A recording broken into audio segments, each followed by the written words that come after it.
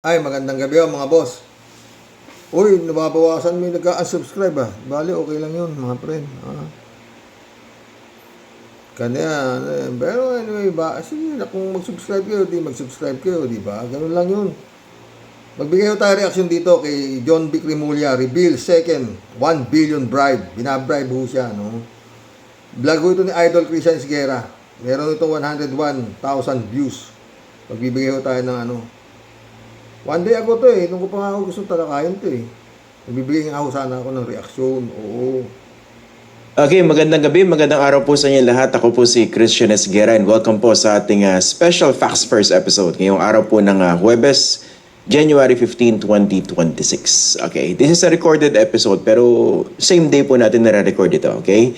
Ang makakausap po natin para sa gabing ito, siya po yung Secretary ng Department of the Interior and Local Government. I'd like to welcome again to our program si Secretary John Vic Remulla. Magandang gabi po and thank you for joining us dito po sa Facts First. Good morning, Christian. Good morning sa lahat. Andito ka na ba sa Pilipinas? Opo. Nandito na sa Manila. Booking. Nasa Switzerland kaya tanan Booking ako kasi sabi ko good evening good morning to Secretary. So sige, aamin na ako. We are recording this at exactly 8:57 in the morning. Okay. Yes. Pero fresh pa rin po yung ating mga pag-uusapan by the time na napapanood nyo na po ito para po sa ating mga viewers. Okay, alam ko very busy si Secretary dahil meron sila mga upcoming activities for the rest of the day. So, simulan po natin dito sa binanggit ninyo recently na merong offer sa inyo na 1 billion sa inyo at saka sa inyong kapatid, si Ombudsman. I'm curious, kailan po ba kailan in-offer itong 1 billion pesos? Siguro 1 week ago. Mm-hmm. 1 week ago. And another one was a few days ago na naman. Dalawa na ang nag-offer sa akin. Same amount? Same amount, 1 billion rin. Dumadaan sila sa mga... malaking pera na Secretary 1 billion, no? Parang mahirap tanggihan, pero tinanggihan nila John Vic ang offer. kaibigan nila, na kaibigan ko, na may deniability sila. Pero ang pare-pareho inihingi na may offer na 1 billion cash na di-deliver daw as long as matapatahimik ang mga kaso nila. Isang contractor tsaka isang contractor. Contractor at saka contractor. Ibig sabihin yung isa nasa gobyerno. Sa mga tuwid, Sekretaryo, guilty na yun. Go-offer na nga, di ba? Para ayusin ka ng halagang bali 2 billion na ang offer sa kanya, di ba? Usapin daw si Ombudsman, tsaka siya ino-offeran kasi yung matindi hawak ko na itong magkapatid di ba? DILG saka Ombudsman, di ba? Tuloy pa natin. Mamaya ibigay tayo ng reaction dito. No? Nasa Kongreso. Opo. Okay, wait, yung unang offer sa inyo was about a week ago, tapos yung sumunod a few days ago, tama? 2 billion. Tama po. Tama. Teka, yung pagkatapos yung papasabugin yung unang bribe offer, may nag-offer siya uli? Meron pa rin. May sumubok pa rin alam mo, sa tingin ko dito sa dami ng pera nila, yung 1 billion parang baliwala na lang gagawin na lang nito lahat para lang mapatahimik ang kaso nila. Kasi imagine mo kung may 1 billion cash ka na available at any time ano pa kaya ang nakatago nila, diba? Kaya sabi ko talaga sa kaso na lang, sa abogado na kayo gumastos, wag sa amin. Yung nag-offer nung first time, tsaka yung pangalawa, yung nag-relate. So, pwede sabihin ni Sekretaryo na almost na to, guilty na to kasi bakit ka mag-o-offer ng 1 billion para ayusin ang kaso na isasampa sa kanila? Ang sagot daw ni John Vic, wag na, sa abogado niyo lang ibayad dyan. Sabi niya, o di makatwid. Ano pa ang nun? Siyempre, alam na ni Ombudsman yun na yari. Teka. Bakit naman naglalaro lang ko sa isip ko mga friend mga ka-warriors Kung alam ng iyong kaibigan, sabi niya, friend ng kaibigan, kaibigan niya raw nag-offer sa kanya eh. Kung alam ng kaibigan mo na hindi ka pwedeng bayaran o hindi ka pwedeng i-bribe, bakit susubukan ka pang i-bribe? Nang ganong kalaking halaga, 1 bilyon. Oo, di ba? Yung lalaro sa isip ko. Tuloy natin. Tapos sinabi raw niya yan. Nireport niya yan kay PBBM na ino-opera siya ng 1 bilyon. Parang sa mga tuwid, ibig niya sabihin, sila ay hindi pwedeng bilhin ng pera maski na magkano. Sila ay para sa bayan. Parang ganun ba? Diba, Tia Deli? Oo. Ganun ano ko parang, pero bakit ka o-opera ng ganyang pera ng iyong kaibigan niya raw sabi niya Kaibigan mo, di kilala ka, di ba? Ngayon, kung kilala ka ng kaibigan mo na hindi ka pwedeng kurapin, hindi sasabihin agad ng kaibigan mo na, hindi ka papagod lang kayo dyan, hindi yan tatanggap. Tsaka nakakahiya naman, kaibigan ko yan, tapos gaganunin ko. Parang dinipresyo ako. Hindi ba, Tia Deli? O, tuloy. Na information sa inyo, same person? Hindi, magkaiba rin. Common friend niyo? Oo, mga common friends namin. Common friends. Okay. Kasi hindi ko I spent my entire life dito sa local So wala akong kilala masyado sa Congress. Wala rin akong kilala sa DPWH, wala rin akong kilala mga contractor. Puro local lang talaga ang kilala ko in my 30 years in public service outside of getting into the DILG. Taga Cavite po ba yung nag-relay na information? Hindi pa. Was it a local official? Hindi rin po. Mga private citizens rin. Kaibigan nila. Paano po na-relay sa inyo? Tinawagan kayo? Nag-meet kayo personally? Isa po tumawag, isa po nag-meet sa akin personally. Yung pangalawa? Yung una po personally, yung pangalawa po tumawag. Okay. Pwede po malaman yung una, yung personally. Anong exactly sinabi sa inyo? Parang ganito pagkasabi. Magkapatid na congressman to, na kaibigan ko, na pareho silang may kaso kay Ombudsman. Kung pwedeng may 1 billion na nakahanda para matulungan sila. Parang ganun ang words. Yung pangalawa naman, contractor, dumarin sa kaibigan ko, sinabi na English pa, diba? They're willing to help you with whatever you want to do in your life. But there's 1 billion ready as long as matulungan, as long as you can help them. Bakit sa tingin niyo 1 billion? Parehong-pareho yung amount. Nag-usap Hindi ko kayo alam ng offer? Tingin ko, ang proceeds talaga sa illegal na activities nila sobrang laki. Tingin ko yung 1 billion normal na sa kanila Parang baliwala na sa kanila yan. Oo. Magkapatid daw na congressman. Si ba magkapatid na congressman? Eric Yap ba? O ano? Ha? Nag-ano pa guessing game pa silang dalawa ni Idol Christian Esguerra kung sino Ayaw niya sabihin di ba? Ayaw niya sabihin. Pero yun nga sa atin mga boss, no? Kung kilala ka naman, 30 years in the service na raw siya Si DILG. Kung 30 years in the service ka, kilala kang hindi ka pwedeng i-bribe, bakit ka ginaganyan? Para kang inaano. Di ba dapat Tia Deli, pahuli mo yan. Kasi binabribe ka Di ba? Gago ka Di ba? Mga ganun. Kung ako marami naman tong pera, sila Rimulya, di ba? Tapos, presyo. Tapos, yung isa daw sabi, willing to help you for the rest of your life. Anytime. Ready ang 1 billion. Huwag nyo na lang yung kaso nila. Malupit to. Tuloy. Or 1 billion is their threshold for someone, ayun ang tingin nila na value ko na bibigay ako sa 1 billion. Kasi kahit bali, alam niya yun ang tingin nila na threshold ko, nabibigay ako sa 1 billion. Tama, automatic, bilyonaryo ka na. Di ba? Mukhang bilyonaryo naman talaga sila di ba mga friend? Oo. Ha? Parang picking apples, di ba? Parang, anytime, we are willing to help you for the rest of your life. Billion! Tulungan nyo lang ang lupit nitong mga taga Cavite, hindi pwedeng bayaran pala to. Ano ba malulula, di ba? 1 billion malulula sabihin ka.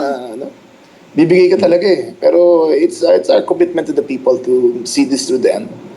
Yung unang sinabi nyo, your John Vic for President. Mukhang nakaakmaho yata itong tumakbong presidente sa 2028. Hindi ho siya pwedeng bilhin.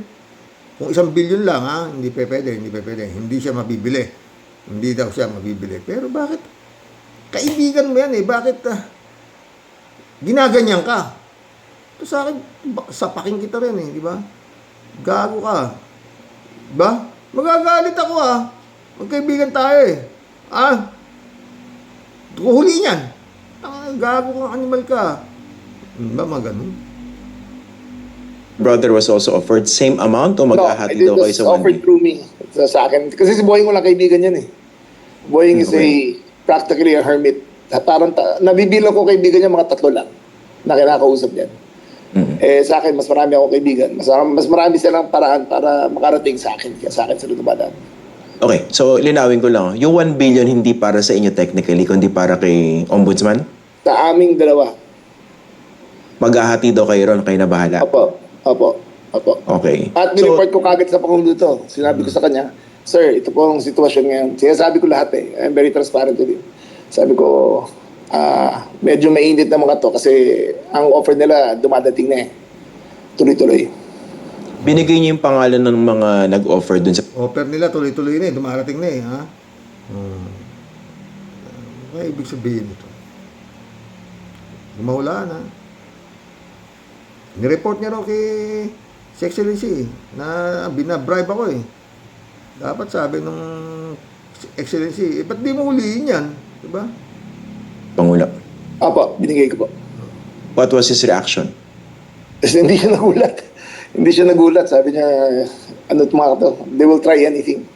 Susubukan nila lahat. Okay. Yung pangalawa ganun din, maghahati kayo ni Ombudsman Boying sa 1 billion. Opo. Okay. Sino po yung nag-offer na contractor? Ay, hindi. Pag nauna, may ay, deniability sabihin kasi. So, safe to say, magkapatid sila. Magkapatid. Na may kaso ngayon na involved doon sa mga Cabral files. Nabanggit na yung pangalan nila publicly. Nabanggit na. Oo. Meron na ba silang kaso formally? Alam ko, may hold order na sila sa assets eh. Sa bank accounts. So, tingin ko, in cash on hand to eh. In-offer sa akin eh. So yung contractor, incumbent congressman niya yan? Opo. Okay. Hindi pa nakakalabas ng bansa? Hindi ba? Andito po. Parang nakalabas pero nasa Amerika. Pero alam ko naka-freeze na lahat ng accounts niya. Naku, parang kilala ko na to. Hindi to si Zaldico definitely. Hindi pa. Try ko lang Congressman to sa Luzon, no? Huwag na natin. Christian, wag na. Ang dami namang congressman sa Luzon eh. Oo nga, yaman na sila. Basta, totoo yan. Yung isang taga Luzon, yung contractor naman taga Visayas. Binatan. Yung contractor ba yung kilala yung probinsya niya sa masarap na pagkain? Hindi ko masabi. Hindi ko alam kung ngayon ang probinsya niya. Medyo malapit po ba sa Metro Manila?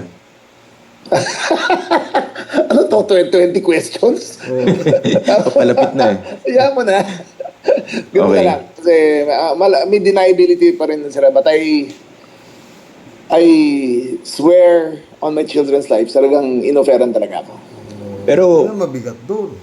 I swear to my children's life na talagang inoperan talaga siya. Uli dapat pinakit mo na. Yung isa, personally ka pang pinuntahan, sabi niya, di ba? Personally, yung isa naman na tawag sa telepono o tawag sa cellphone, o di ba? O tapos ni-report niya raw, ano yun?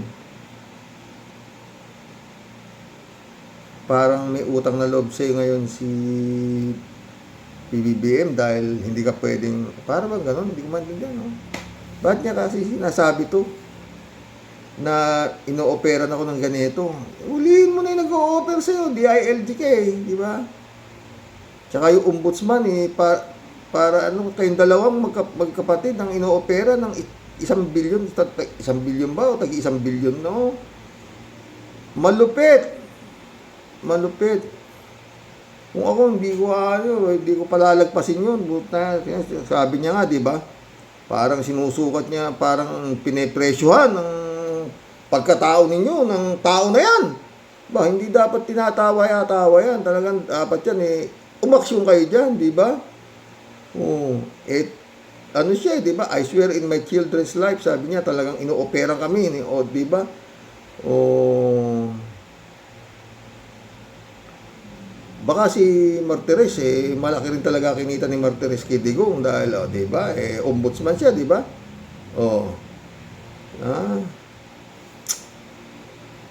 Dito naman tayo kay Gardiola, mga boss, ha? Dalawang kontraktor, may dalawang joint bank account. Bilyonaryo to, ha? May dalawang joint bank accounts ang dalawa umanong kontraktor na sina Edwin Guardiola at Romeo Momo. Yan ay base sa pagsisiyasat ng Bilyonaryo News Channel sa dose-dosenang frozen personal accounts ni Guardiola na bilyones daw ang mga naging transaksyon mula 2010 hanggang 2025. Nitong nakaraang December 18, 2025, ipinag-utos ng Court of Appeals ang pag-freeze sa nasa mahigit 1,000 bank accounts na nakapangalan kay Construction Workers Solidarity o CWS Party List Representative Edwin Guardiola at sa mga kumpanyang konektado sa kanya. Kasunod yan ng naging investigasyon at petisyon ng Anti-Money Laundering Council o AMLAC. Kabilang dito ang Newington Builders, S.Ang Construction and General Trading at Laurel Development Corporation. Out of 1,193 bank accounts na na-flag ng AMLAC, 55 ang direktang nakapangalan kay Guardiola. Dalawa rito, joint bank accounts nila ni Surigao del Sur 1st District Representative Romeo Momo. Matatandaang si Momo ang pinalitan ni Guardiola bilang representative ng CWS Party List noong 2022. Isa rin siyang dating undersecretary ng Department of Public Works and Highways. Nang umpisang pumutok ang flood control scandal, kabilang din siya sa co-chairpersons ng House Infrastructure Committee na siyang nag-imbestiga mula sa hanay ng mga kongresista. Ang pinaka-item na itangan mo ko sa lahat sa'yo. Hindi mo ka hindi ako nakakapagsipiso sa aming bayan. Ito, music, ikaw, Ito si Guardiola, Kung hindi, nag-resign yata yung Momo, siya raw ang pumalik. Kaya pautang na loob ko sa'yo para ako makapagsilbi sa aming bayan. Sabi niya, sabihin ang Surigao. Ikaw ang dapat matungkulan sa Surigao. Si Edwin Guardiola po, engineer, Edwin Guardiola, ginawang congressman, ni Congressman Bobo. Matatandaan nito nakaraang Disyembre, naghain ng reklamo ang mga pari ng Diocese of Tandag City at ilang abogado laban kay Congressman Momo sa Office of the Ombudsman. Kaugnayan ng mga umano'y violations ni Momo sa mga batas patungkol sa prohibited interest. Pagmamayari kasi ng pamilya ni Congressman Momo ang kumpanyang Surigao La Suerte Corporation, kung saan nagsisilbi pa rin siya bilang shareholder ayon sa mga dokumento ng Securities and Exchange Commission. Ang kumpanyang ito nakakubra ng mahigit 1 billion pesos worth of contracts sa DPWH sa probinsya ng Surigao del Sur mula 2017. Ayon kay Momo, politically motivated ang inihaing reklamong ito. Nag-divest na rin daw siya sa nasabing kumpanya mula nang maupo siya bilang Surigao del Sur Congressman noong 2022. Although tama yun, mayroong nakontrata yung pamilya ko, pero that was the company. ito si Momo. Tanda na rin para si Momo, totoo yun, Ayun mo. was created right after I retired from the Department of Public Works and Highways. I retired in the Department of Public Works and Highways in 2017, and then right after that, nag-establish sila ng corporation. And I was even one of the members of the corporation before. But when I became congressman, I divested my interest. Bukod kay Congressman Momo, kasama rin sa natukoy na Yun ang puta na, puro, when I became congressman, I divested. Sino maniniwala naman sa inyo? Sa totoo lang mga boss, dapat itong gawing sa Pilipinas Pag ikaw ay negosyante, meron kang negosyo, hindi ka pwedeng tumakbo bilang public servant. Maski na anong departamento. Ha? Kaya to, puta na puro bilyonaryo. Tapos sasabihin niyo magsisilbi sila sa bayan. Putang dami niya, mga bilyar. Eto na naman yung libiste. Bilyonaryo. Putang ina, maniniwala ba kayo dyan? Kaya papasok yan para magsilbi sa bayan? Putang ina, kalingin katarantaduhan yan. Kung talagang gusto niyo magsilbi sa bayan, bakit sumusweldo pa kayo? Barya lang sa inyo yung sweldo nyo. Talagang niya mga boss. para ano sila, makakuha sila, kaya bilyon-bilyon na kontratas, di pinabalik. Puta, kawawa talaga itong Pilipinas na to. Dapat magbago. Tsaka yun nga, yung mga salin yan, no? Tignan mo. Puta. Kawawa Pilipinas. Sa dami ng mga pera itong mga putang na nito, pagdating na eleksyon, may pambayad sila sa boto. Tsak na panalo. Hindi ba? Puta. Ang daming pwedeng mga puta, puro magnanakaw itong mga hayop na to. Ayan, puro may kaso ngayon sila, piniprisyon, baka account nila, puro, ang sagot nila, wala, nag-divest na ako dyan, sa negosyo ko na yan, nung naging ako. Puta na ako, gago. Kumikita ka ng daan-daan libo, tapos magdadivest ka para ka lang kumita ng magkano sa isang buwan. Oh, di ba? Puta na. Kaya dapat talaga baguhin itong to. Wala eh. Tuloy natin to si Momo. Bank accounts si Dionisio Valencia Torreja, na presidente rin ng Meron construction firm na Torreja Construction Corporation.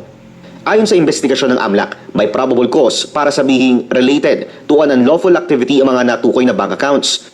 Sa loob din daw ng mahigit isang dekada, mahigit 7 billion pesos worth of transactions ang naitala sa 55 bank accounts na direktang nakapangalan kay Guardiola. Hindi pa kasama ang nasa mahigit 1,000 bank accounts na nakapangalan sa mga Guardiola-owned companies na nakapagtala ng halos kalahating trilyong pisong financial inflows and outflows mula 2010 Putang na, kalahating trilyon mula 2010 hanggang 2025. 20 days lang ang ipinataw na freeze order ng Court of Appeals sa natukoy na accounts at nakaschedule kahapon ang pagdinig kung i-extend ba ito o ipahihintulot na muli ang paggalaw ng financial assets ni Guardiola at ng mga kumpanyang konektado sa kanya. Humihingi pa ng update ang BNC sa Court of Appeals at AMLAC kaugnay sa naging desisyon sa naturang pagdinig. Sa isang pahayag sa bilyonar Anak ng putang ina. Paano na? Sa laki na anak ng putang ina yan. Eh kung yung ombudsman tinatapalan ng pera ng 1 bilyon, bakit hindi kayang sampahin yung Court of Appeals, yung Supreme Court na yan para opera din ng bilyon-bilyon yan. Sa dami ng ninakaw niyan,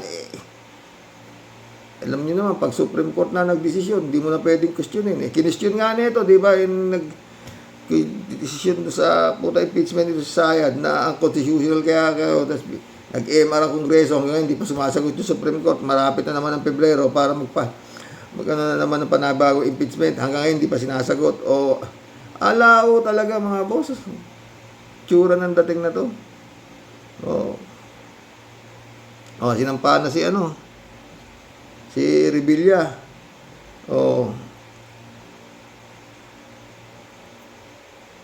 Paano si Lajinggoy? Kailan pa mga yan? Para masampahan mga yan. Wala.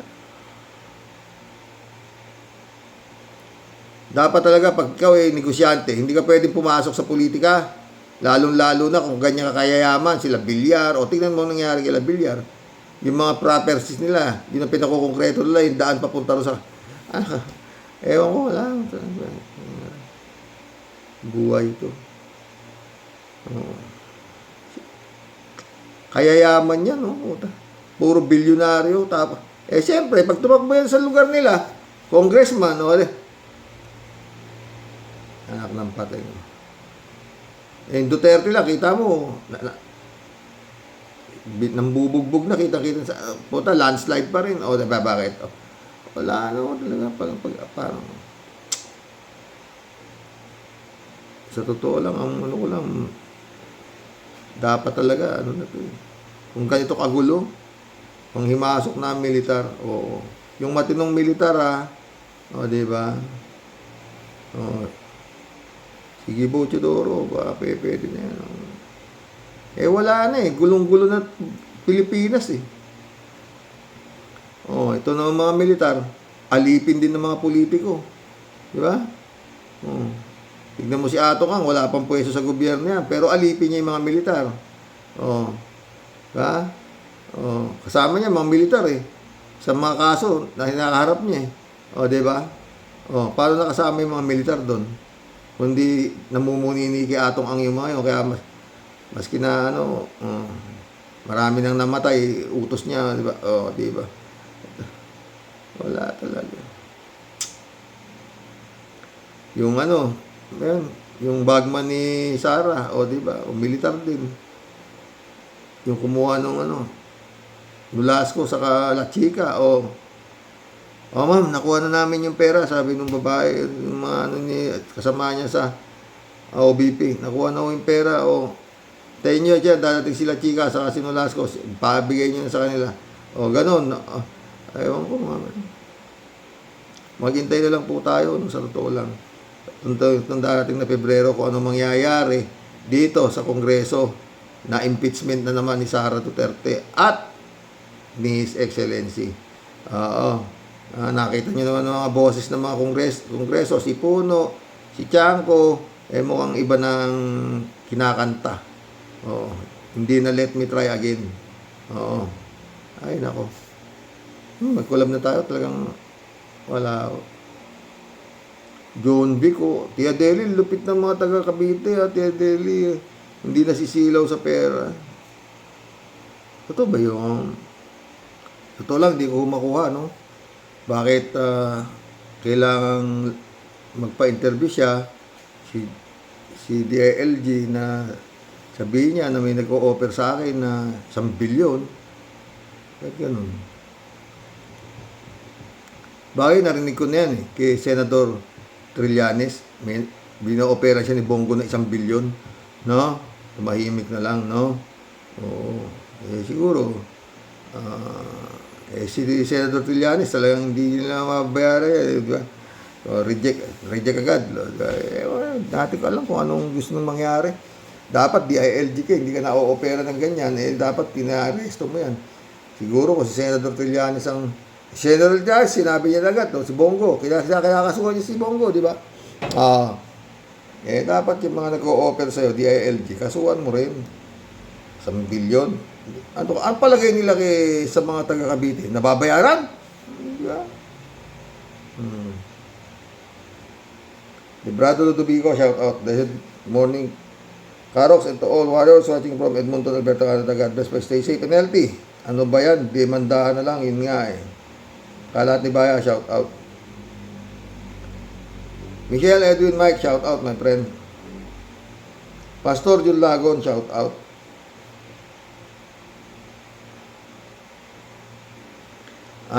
Good evening, Kasani. Talungin mo sa ngalangala ng retarded na yan, Kasani. Mahimasmasan ang ugok na solar shit na yan.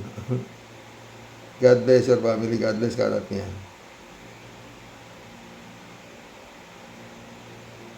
Elizabeth Escareo. Good evening, Sir Rox.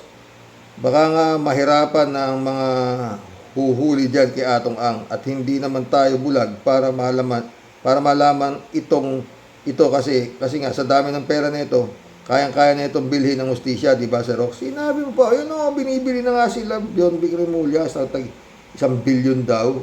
Di ba? Elizabeth Escareo.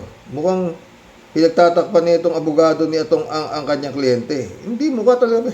At parang walang alam sa batas. Gusto ata nitong mawala ang warrant of arrest nito. Ano na lang ang dahilan? Warrant na nga yan. At napakabobo naman ang abogado nito. Dapat nga noon pa yan in-issue, di ba? Di ba? David Alin Mendoza, shout out. Tumpak po kayo dyan, ka-warriors. Baka po kasi kinalawang na ang utak ng abogado ni Atong Ang sa sobrang katandaan na.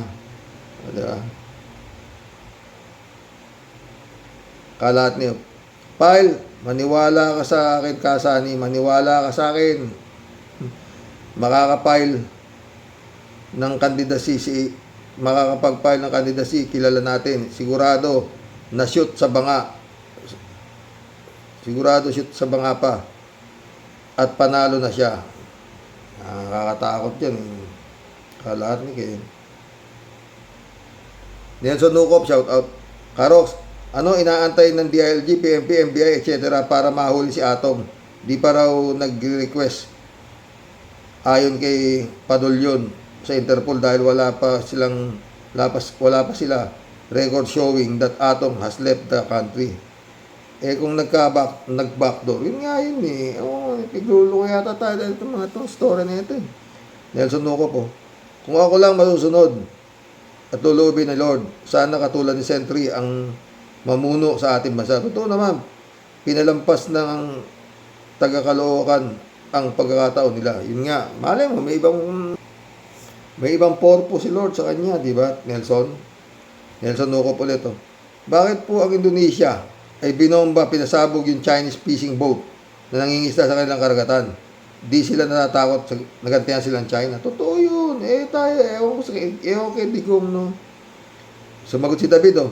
Di po sila takot kasi alam nila, di naman gagantihan China. Mga manduduro din lang po sila gaya ng inutil na nakakulong sa dahig. Mary Lebron, shout out, ha? David Mendoza ulit, oh. Good evening po, Karox. Mukhang tatakbong senador yang libisin na yan para din lang nanay na yan political butterfly kung saan sila makikinabang ng malaki, doon sila political butterfly ba tawag doon? David Karox, may balita na napawalang sala daw si Arnie Tevez. Mukhang nagkaungguyan na naman sa DOJ. Mukhang may naipanalo ang kaso si Atty. Topacio. Yun nga eh. Pero hindi raw yung yung kaso na imasakit kay Ruel Digamo, hindi raw yun. Kaya kalaboso pa rin siya. Marami palang kaso ito si Tevez eh. Oo, dami, puro Nobel, ha. David ulit, Karox, wala na po tayong magagawa sa mga bubutante natin. Ang mga gusto ihalal ay yung mga loko-loko, ob-ob, at mga walang yan na kandidato. Isama na natin ang mga bastos at imutal na kandidato. May nabasa po ako, nasabi daw ni Depektibo ay tatakbo daw po siya ulit sa pagkasenador sa 2028. Siguro po ay kulang ang nakakuha niyang pondo sa kampanya. Diyos na mahabagin, sana po ay kuhanin niyo na ang taong ito kasi po siguradong dagdag pahirap na naman po sa mga Pilipino. Tama na po yung mga binigay ninyong na mga senador na gaya ni Kimo, Lapid, Unggoy, Este, Jinggoy, Popala, Bongo Bato, Kawatano at 2 bilyar na nagtatrabaho lang para sa papalit kay Satanas sa impyerno. Totoo yan, David. Ang inang mga yan. David ulit, Karox, sabi ng anak ko, ang dapat daw po ay ipagbawal o shutdown muna ang Facebook 3 buwan bago ang eleksyon para daw po walang fake news na lumalabas para din po umalagwa ng gusto ang mga vlogger na didishit. Sang-ayon po ako doon, pero kung ako ang masusunod, dapat ipatigil din ng TikTok, Instagram at iba pa mga social media network na nagpapakalat ng mga fake news po para di maligaw ang mga tao kasi po ngayon kung ano-ano na lang ang lumalabas sa balita nakalaunan ay fake news pala. Totoo yan. Tsaka yun nga dapat baguhin na talaga yung sistema. Pag negosyante hindi pwede tumakbo, pag bilyonaryo hindi pwede tumakbo dahil hindi naman mga gago yung mga putangin ng mga negosyante na yan para tumakbo para magsilbi sa bayan. Ang hanap nila koneksyon tsaka power. Nangyayari na nga, di ba? Shout out sa Rox, ibang kaso acquitted pero sa Digamo kulang pa rin po siya. Kulong pa rin po siya.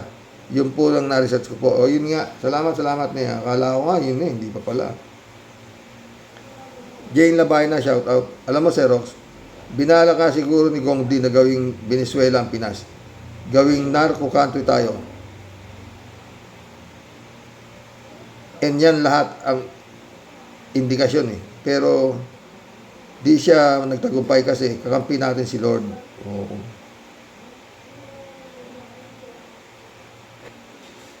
Sabi ni Jane Labayna, sa palagay ko lang Sir Libiste, hindi yan mananalo kay Atty. Claire kasi wala mo pa mananalo. Kay Atty. Topacio ang lawyer niya. May main ako ba kayo dyan? Kadi halos lahat ng kliyente niya ay nagtatago o nagtatago. Kaya nga. Yung 110 million na hihingi niya, maasar lang yun si Judge kasi pang-asar lang talaga. Oo. Sabi niya naman, si Atty. Claire ay abogado, vlogger at Yusek. May differentiation bawat appear ni Atty. Claire sa TV o YouTube. Totoo nga. Tsaka magaling yun. Si Atty. Topacio, hindi naman siya kasing husay na mga abogado ni Sara Dutz. Hindi siya abogado ni Kapanilya. Madaldal lang sa social media. Kaya parang sikat pero naipanalo ba niya si Tebes? Bantag, ano pa ba? Yun nga. Ito, may napanalo nga siya Tebes. Pero hindi yung kay Digamo. Jane ulit, Sir Rox. Si Atong Ang, yayamanin yan. Maraming tentacles yan.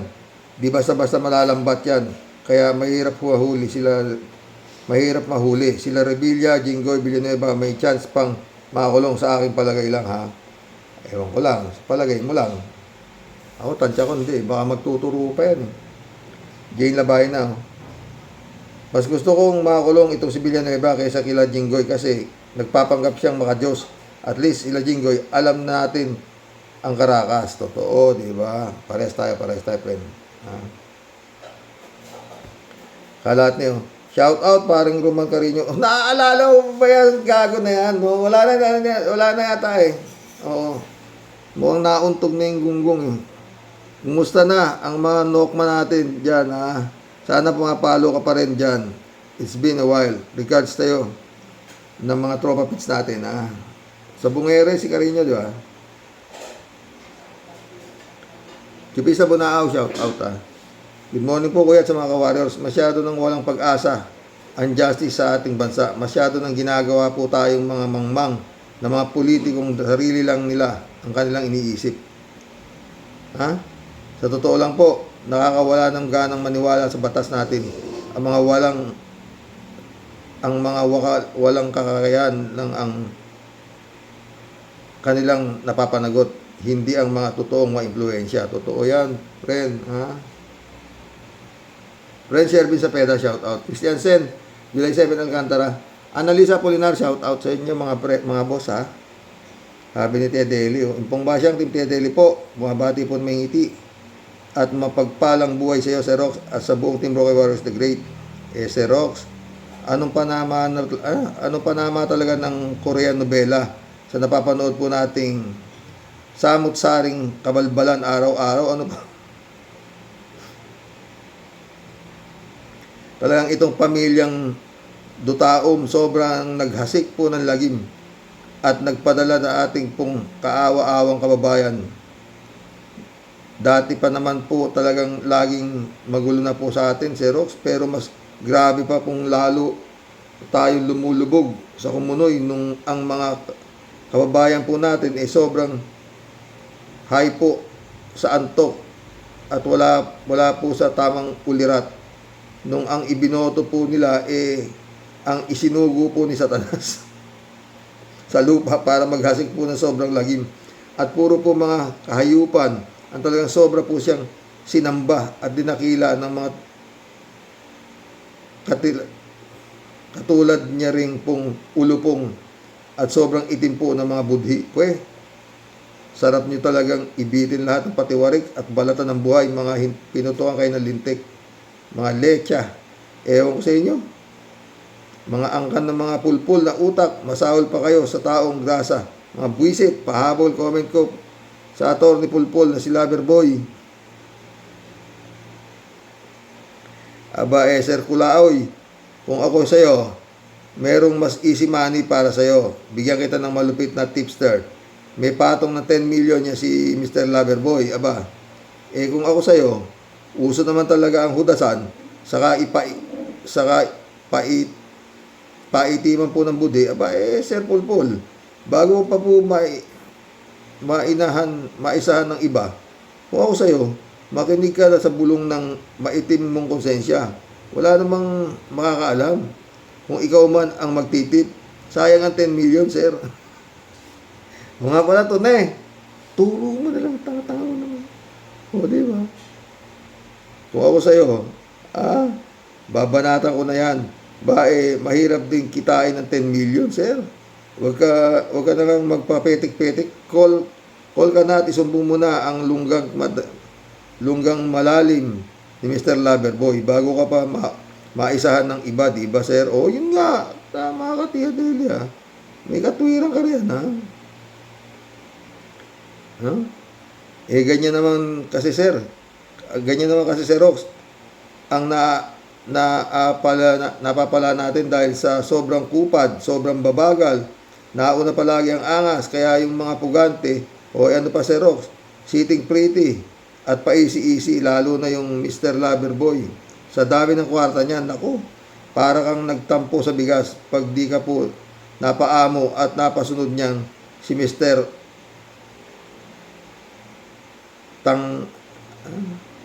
Tang-ager. Naku, ewan ko sa iyo. Ewan ko nga sa inyo. Wala nang katapusang habulan, taguan, warak, ares, mga buwisit, mga leche, kinam. Tia Delia. Ha? Rodelia Alpiloro. Hello, Sir Rox. Pinapanood ko lang po muna kayo. Salamat po at ingat lagi and God bless po sa inyong pamilya. God bless, Rodelia. Reynaldo Gonzalez, shout out. Mahina din abogado ni itong atong. Ang pwede naman sumuko basta tariya. Patay tayo riyan. Sasabog yata to.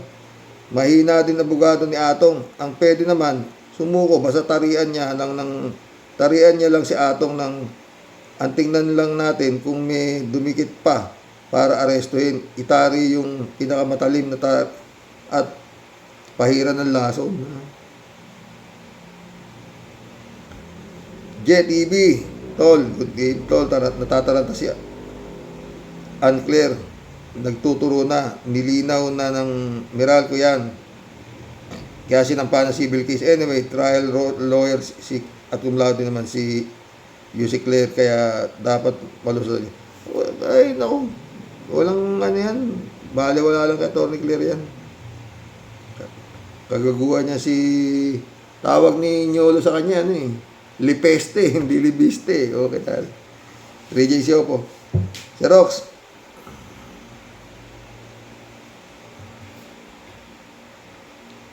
Nagsumbong ata itong si Barsaga kay Kuya Libeste niya. Kuya Libeste, dinimanda ako ni Rason for 110 million pesos. Umiiyak pa. Wala akong pambayad. Sabi naman ni Kuya Libeste, huwag kang mag-alala, kapatid. Ididimanda ko naman si Auntie Claire. At hihingi rin ako ng 110 million para may pambayad ka kay Rason. Ganun yun? Hindi. Sa totoo lang, si Libiste. Naliliitan niya kay Atty. Claire. Kala niya, kaya niya. Oo. Mabigat kasi abogago niya, si Tupacio, di ba? Ay! Marilo Pabianak, shout out Good day po sa mga ka-warriors. I believe sa kakayahan at kredibilidad ni Yussi Claire. Wala pong kapupuntahan yan. Waste of time sa court yan. At daming importanteng case na dapat unahin. Saka sa paraan ng pagsagot niya, tila ipinagyayabang niya ang yaman niya. Imagine, sabihin niya, rich siya, kaya may siya pumuna sa mga kurakot. Doon pala lang Paul na yun. Kapag tigtagal yan, sa pwesto, power tripper, din ang kapupuntahan yan. Sigurado, Eman Escalona, shout out. Dolor Garcia, friend Ivy Bingson, shout out, John Dimango, shout out, my friend. Marilo Castro ulit, So, anong gusto ni attorney? Anong gusto ni attorney ni Atong Ang? Sabihin na pwedeng maging saint ang kliyente niya na di makabasag pinggan, mahabagin langit. Iahaw niyo po ang bansang Pilipinas sa kumunoy na pagsubok. Totoo. Marilo Pabiel ulit, Tay, isa lang po, yung case ni Tebes na nakwit, kulong pa din po kasi yung kay Digamo, di pa siya makakalabas. Totoo yan. Baka inuunti-unti naman, Tapos, Shirley Jaser, shout out, Bakit si Atty. Clara, si Ombudsman Rimulya ang nagsabi niyan sa interview sa kanya? Ito namang abogado ni Ang Sus naman. Kaya nga nag-back out si Atty. Kapunan. Yun, parang yun nga, di ba? Alam niya sigurado, tagilid na tagilid ang mga kaso ni Ang. Di ba, Carlos? Yun nga, kalawan. Tutuloy si Atty. Kapunan, hindi. Nag-back out yata, di ba? Nakakuha naman itong abogado na to na mukhang galing sa Cueva. Na hindi malaman. Ano? Sherry J. Siller. Yung kaso na yon ni Tebes, Carox, iba pa yun sa Digamo murder. Oo, wala kasi itong matibay na ebidensya. Pero si Digamo murder, matibay na matibay, sabi ni Atty. Enzo. Oo. Mamalat ako mga boss. Oh. Sherry J. Ano daw? Kawawa daw si Ang, ibang klase. Pag may kwata, kawawa. Pag mahirap, okay lang nagurgurin. Paano yung 34 ng mga sabungero? Utor na Wala kayong matilusan. Wala pag-iisip. Ay, nasayang. Pag-aaral kayo ng abugasya tapos ganyan na ano nyo. Ang ina kayo. Ewan ko sa inyo. No? Ay, mission accomplished mga boss. Hanggang bukas po muli. Oh. Ay, Pilipinas. Homilik. Baguhin nyo na yung ano nyo. Pag negosyante, huwag nyo tinatanggap na aplikante. Public servant, putang ina. Negosyante ka tapos magiging public servant ka. Ang pangit pakinggan, di ba? Puro mga bilyonaryo, putang ina, Bilyar. Guardiola. Yap. Erico. Saldico. Romualdez. Dapat pag may mga ganyan, mga sobrang yayaman na tama na. Siguradong magnanakaw lang yan eh. Kasi hindi mo ba ano ka, mas maganda kumuha na ordinaryong mga may utak gaya nila Atty. Claire Castro, si Cielo Magno, ang daming pwedeng na pag biglang yumaman, pwede ninyong nagnakaw dati ganito ka lang ngayon din sa dami na kayamanan niyan, puta hindi niyo naman ay nako, ewan. Magandang gabi po mga boss. God bless.